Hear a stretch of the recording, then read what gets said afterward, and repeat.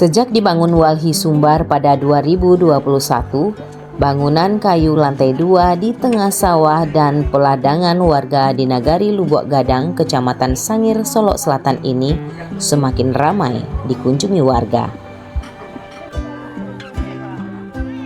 Pondok belajar pangan berkelanjutan dimanfaatkan warga Solok Selatan khususnya untuk mendapatkan pengetahuan pertanian.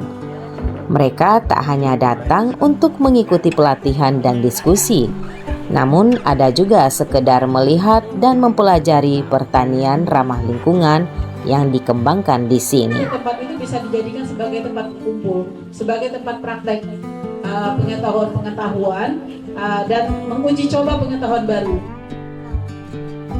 Seperti pada awal Agustus 2025, para petani dari beberapa nagari di Solok Selatan datang mengikuti pelatihan pola sawah pokok murah yang diadakan Walhi Sumbar bersama KPA Winalsa, salah satu organisasi anggota Walhi sekaligus pengelola lokasi ini. Sawah pokok murah merupakan pola pertanian yang bisa menekan biaya produksi padi karena tanpa dibajak dan pupuknya hanya dari jerami yang ditebar.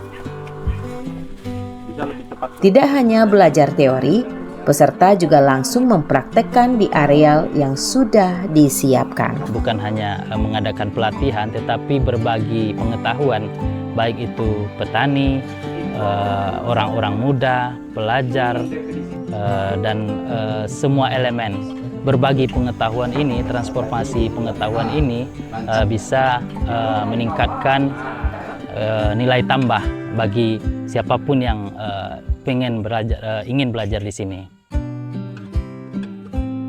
Pondok belajar pangan berkelanjutan dikelola oleh KPA Winalsa, anggota Walhi Sumatera Barat.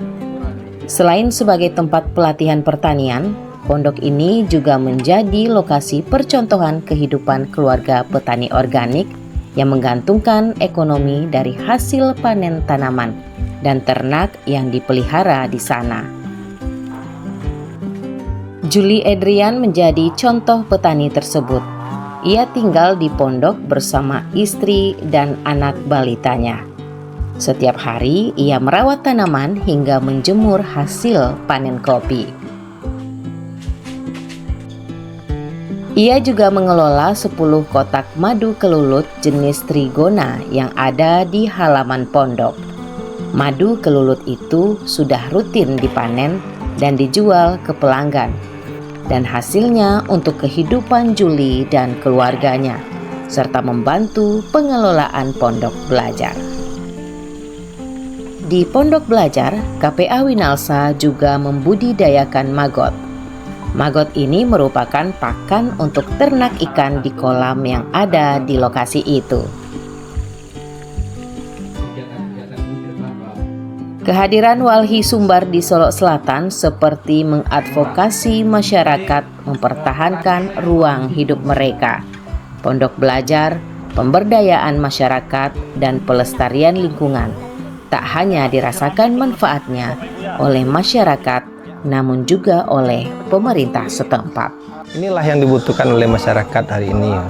Itu tidak cukup saja kami melalui jaringan kami pemerintah, melalui penyuluh. Tentu yang dekat dengan masyarakat ya seperti NGO yang bisa turun tangan. Apalagi kami mekanisme pemerintah tentu sangat bergantung dengan anggaran, personil yang terbatas. Tentu inilah jawaban Pak, supaya bisa kita berkolaborasi untuk masyarakat di Solok Selatan. Terkait dengan kegiatan yang lain seperti advokasi untuk hak-hak masyarakat dengan perusahaan ya, ini sangat baik Pak. Apalagi kami di sini awam dengan regulasi dan aturan. Nah, memang ini yang dibutuhkan masyarakat, pendampingannya Pak. Berbagai kegiatan yang dihadirkan Walhi Sumatera Barat seperti di Solok Selatan dan Sawah Lunto merupakan bagian program di Landscape Mudiak Baduo. Landscape Mudiak Baduo adalah hulu daerah aliran Sungai Batanghari, membentang di 6 kabupaten kota di Sumatera Barat seluas 720.000 hektar.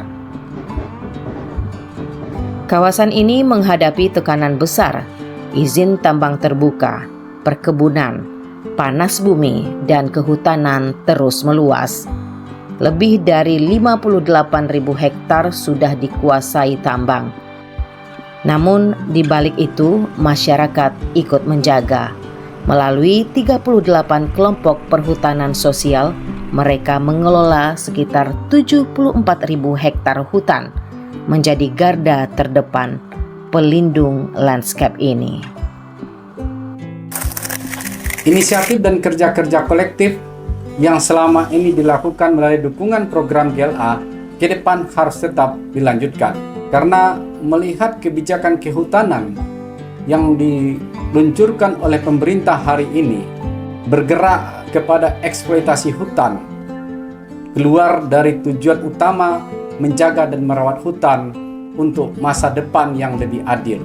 Ke depan, tekanan-tekanan di sektor kehutanan melalui kebijakan-kebijakan nasional akan menjadi tantangan tersendiri, dan upaya yang selama ini kita lakukan menyelamatkan landscape Mudiak Baduo terancam oleh kebijakan nasional. Untuk itu, inisiatif dan kerja-kerja kolektif selama ini harus terus dilanjutkan sehingga kita dapat mendorong kebijakan di sektor kehutanan yang lebih inklusif, lebih adil, dan akan menjawab keadilan ruang dan keadilan antar generasi, dan akan bermanfaat untuk Provinsi Sumatera Barat, Provinsi Jambi, dan Pantai Timur di Pulau Sumatera.